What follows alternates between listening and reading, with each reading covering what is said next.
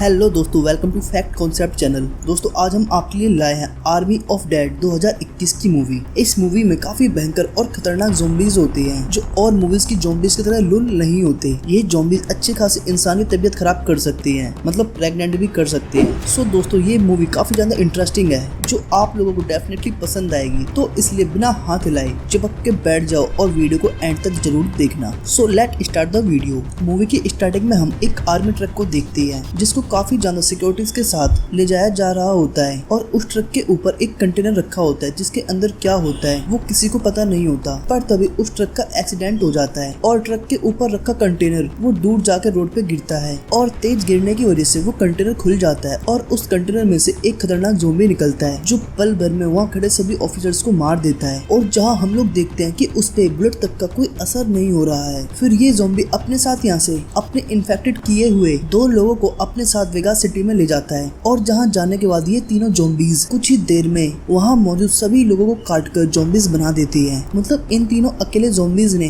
पूरी एक सिटीज को पल भर में इन्फेक्टेड कर दिया था। तो इन ज़ॉम्बीज की स्पीड का अंदाजा आप लगा सकते हो। और वहीं दूसरी तरफ गवर्नमेंट को ये सब कुछ पता चल जाता है, लेकिन अब उनके पास उनसे लड़ने के लिए कोई ऑप्शन नहीं होता। तो इसलिए गवर्नमेंट पूरे वेगास सिटी को क्वारंटाइन कर देती है ताकि कोई भी उस सिटी से बाहर ना निकले। फिर सीन कट हो गए एक स्कॉट नाम के आदमी को दिखाया जाता है जो कि पहले वेगास सिटी में ही एक आर्मी ऑफिसर होता है, पर लॉकडाउन की वजह से अब काम ना होने के कारण वो एक रेस्टोरेंट में शेफ बन जाता है। फिर उसी रेस्टोरेंट में एक चौमूसा आदमी अपने हाथ में अटैची को लेकर आता है जो स्कॉट से बोलता है कि अगर तुम वेगास सिटी के मेरे कसिनो के सेफ में से मेरे कीमती डॉक्यूमेंट निकाल लाओ तो मैं तुम्हें उसके बदले $50 मिलियन तक दे सकता हूँ, इवन दे दूंगा। पहले तो स्कॉट इस काम को करने के लिए मना कर देता है, लेकिन जब स्कॉट मनी पर ध्यान देता है तो वो इस काम को करने के लिए राजी हो जाता है। जिसके बाद हम लोग स्कॉट की बेटी कैट को देखते हैं जो कि अपने डैड से बहुत ज्यादा नाराज होती है क्योंकि उसे लगता है कि उसकी मॉम को उसके डैड स्कॉट ने ही मारा है। पर स्कॉट को ये इसलिए करना पड़ा था क्योंकि उन्हें भी एक ज़ॉम्बी ने काट लिया था और वो भी एक ज़ॉम्बी बन गई थी, तो इसलिए स्कॉट को अपनी वाइफ को मारना पड़ा था। पर कैट अपने डैड के ऐसा करने की वजह से उनसे नाराज रहती थी और वो स्कॉट से अलग रहती थी और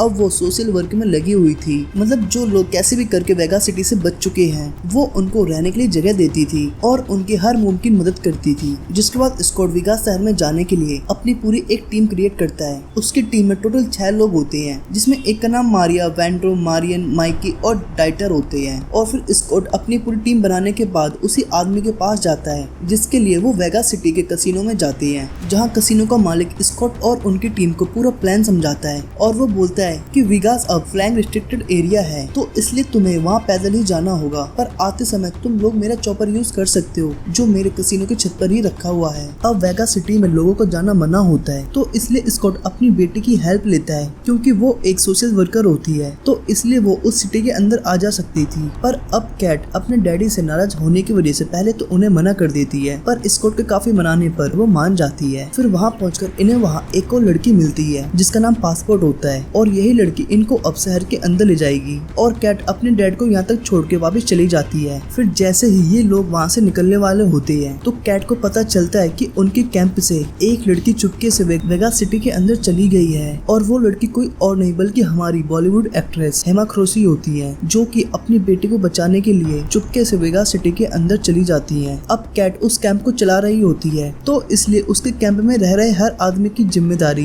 कैट की होती है, तो इसलिए कैट उसे बचाने के लिए अपने डैड से बोलती है कि मैं भी तुम्हारे साथ चलूंगी। तो स्कॉट बोलता है कि वहाँ काफी खतरा है तो इसलिए तुम हर पल मेरे साथ ही रहोगी, जिसपे कैट हाँ बोल देती है और ये सभी लोग वेगास सिटी के अंदर चले जाती हैं। जहाँ जाते ही इन लोगों को काफी सारी ज़ॉम्बीज की लाशें मिलती हैं, जहाँ पासपोर्ट बताती है कि ये ज़ॉम्बीज अभी मरे नहीं हैं, जैसे ही इनके ऊपर बारिश होगी या पानी गिरेगा ये ज़ॉम्बीज जिंदा हो जाएंगे। फिर थोड़ी आगे जाने के बाद पासपोर्ट एक ऑफिसर के पैरों में गोली मार देती है जिसपे स्कॉट चिल्लाते हुए बोलता है कि तुमने क्या किया। तो पासपोर्ट बताती है कि हमें ऐसा करना जरूरी है क्योंकि मैं अगर ऐसा नहीं करती तो अंदर बैठे ज़ॉम्बीज हम सभी को मार देते, पर अब मैंने एक जिंदा बॉडी उनको दे दी है तो वो हमें कुछ भी नहीं करेंगे। जिसके बाद उन ज़ॉम्बीज की क्वीन वहाँ आती है और उस ऑफिसर को अपने ठिये पर ले जाती है जहाँ बहुत सारे जिंदा ज़ॉम्बीज होते हैं, जहाँ कुछ ही समय बाद इन ज़ॉम्बीज का किंग भी आता है और ये वही ज़ॉम्बी होता है जो मूवी के स्टार्टिंग में कंटेनर में से निकला था। जिसके बाद हम लोग इन ज़ॉम्बीज के इमोशंस को देखते हैं और फिर थोड़ी देर बाद हमें पता चलता है कि ज़ॉम्बी क्वीन प्रेग्नेंट है। तो इसका मतलब आप समझ रहे हो ना कि इस मूवी के ज़ॉम्बीज इंसानों की तरह बिहेव करते हैं, मतलब उससे भी ज्यादा बहुत कुछ जो आप देख रहे हो। वहीं दूसरी तरफ हम लोग देखते हैं कि ये सभी लोग अब कसिनो तक पहुंच चुके हैं, पर अंदर जाते वक्त इन्हें बहुत सारे सोते हुए ज़ॉम्बीज मिलते हैं। तो इसलिए ये लोग वहाँ से दबे पैर अंदर जाने लगते हैं, पर एक लड़की से वहाँ थोड़ी गलती हो जाती है और एक ट्रे नीचे गिर जाती है और उसके शोर से वे सभी ज़ॉम्बीज जग जाती है। और अब ये अकेली लड़की उन ज़ॉम्बीज के चंगुल में फंस चुकी थी,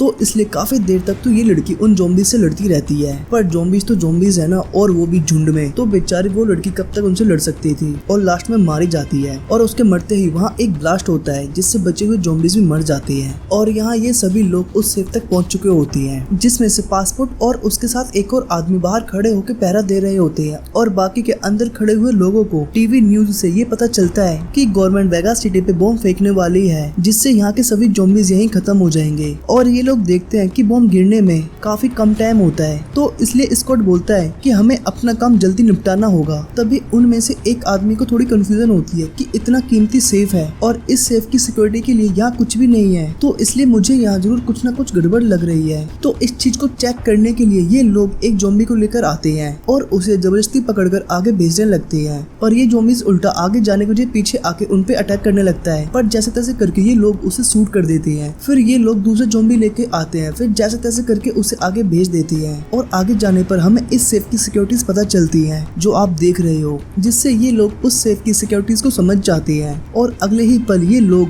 बचते बचाते उस सेफ तक पहुंच जाते हैं। पर बाहर पासपोर्ट और कसिनो को भेजे हुए एजेंट के पास वो ज़ॉम्बी क्वीन अपना अगला शिकार मांगने आती है। अब उन्हें समझ नहीं आ रहा होता कि अब हम क्या करें, पर वो एजेंट किसी तरह से ज़ॉम्बी क्वीन का सिर काट लेता है और अपने बैग में रख लेता है। और ये देखकर पासपोर्ट एजेंट से बोलता है कि तुमने ये बहुत ज्यादा गलत कर दिया, अब वो किंग तुम्हें नहीं छोड़ेगा। और वहीं दूसरी तरफ ये सेफ भी खुल चुका होता है और ये लोग इस सेफ के अंदर इतना सारा पैसा देखकर हैरान हो जाते हैं। और बाहर वो ज़ॉम्बी किंग अपनी क्वीन के कटे हुए सिर को देख लेता है और इससे गुस्सा होकर वो अपनी सेना को उसी कसिनो पर अटैक करने को बोल देता है। अब यहाँ ये लोग ज़ॉम्बी से लड़ते हुए अपने काफी साथी खो चुके थे और अब बाहर निकलने वाले ही थे कि तभी वो एजेंट आके उनका गेट बंद कर देता है और उनसे बोलता है कि तुम्हें क्या लगता है कि मैं यहाँ तुम्हारे साथ पैसों के लिए आया था? बिल्कुल भी नहीं, बल्कि मेरे बॉस को इस ज़ॉम्बी क्वीन का कटा हुआ सर चाहिए था, क्योंकि इस ज़ॉम्बी क्वीन के कटे हुए सर में इतनी पावर है कि इसके थ्रू सभी ज़ॉम्बीज को कंट्रोल किया जा सकता है और मेरे बॉस ऐसा करके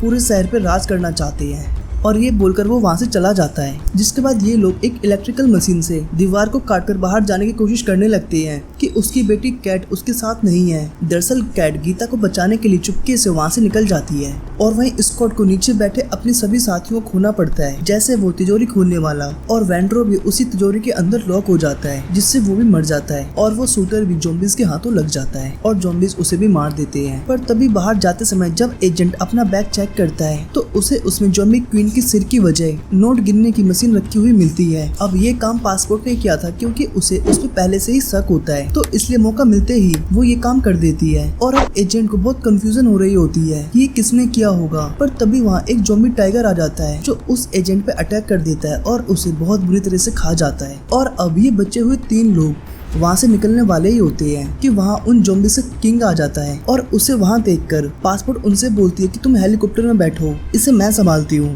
तभी पासपोर्ट उस क्वीन का सिर अपने बैग से निकालती है और उस ज़ॉम्बी को ब्लैकमेल करते हुए बोलती है कि तुम अगर मेरे पास आए तो मैं तुम्हारी रानी का सिर डिस्ट्रॉय कर दूंगी। और वहीं दूसरी तरफ हेलीकॉप्टर चलने लगता है और जैसे ही पासपोर्ट स्कॉट को देखने के लिए अपना सिर पीछे घुमाती है, तभी मौका देखकर वो किंग पासपोर्ट पे एक रॉड से प्रहार करता है और वो रॉड उसको पार करते हुए दीवार में जाके चिपक जाती है और पासपोर्ट मरते मरते उस क्वीन के सिर को डिस्ट्रॉय कर देती है, क्योंकि वो अगर ऐसा नहीं करती तो क्वीन ज़ॉम्बी का सिर उसकी बॉडी में लगाने से वो दोबारा जिंदा हो जाती। और अब वेगास पे बॉम्ब गिरने में बस कुछ ही देर रह गई थी। बावजूद इसके इसको डिसाइड करता है कि वो अपनी बेटी को बचाने के लिए जाएगा, जो कि अभी इन्हीं ज़ॉम्बीज के बीच होती है। और इसे वहाँ गीता मिल भी जाती है और वो उसे लेके वापस आ ही रही होती है कि उसे वो गार्ड मिल जाता है जो कि अभी इन्फेक्टेड हो चुका था और वो गीता की बेटी को मार देता है। और उसी पल स्कॉट भी वहाँ पहुंच जाता है और वो ज़ॉम्बी किंग भी वहां आ जाता है। पर स्कॉट उस किंग को घुमा करके अपनी बेटी और गीता को लेके चॉपर में आके बैठ जाता है। पर तभी उड़ते हुए चॉपर में वो ज़ॉम्बी किंग भी जंप कर देता है और उस चॉपर के अंदर स्कॉट और ज़ॉम्बी की बहुत फाइट होती है।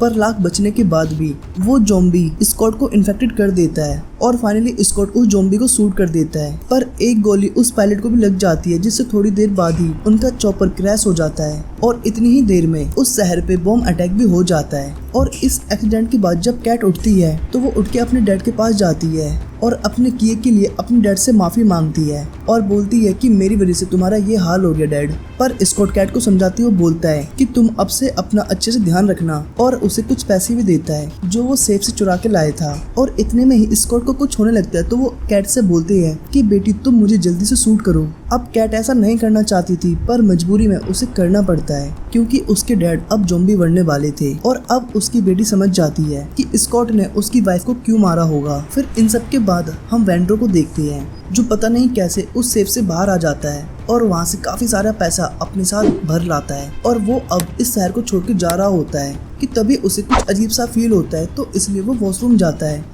जहाँ वो देखता है कि उसके हाथ पे भी किसी ज़ॉम्बी ने काट लिया है और अब वो भी इन्फेक्टेड है। और अब इसी सीन के साथ इस मूवी का एंड हो जाता है। सो दोस्तों, आपको हमारी एक्सप्लेनेशन कैसी लगी फटाफट कमेंट में जरूर बताना और अच्छी लगी हो तो वीडियो को लाइक जरूर करना और मन करे तो चैनल को सब्सक्राइब करके ऑल बटन वाले को दबा देना। So thanks for watching.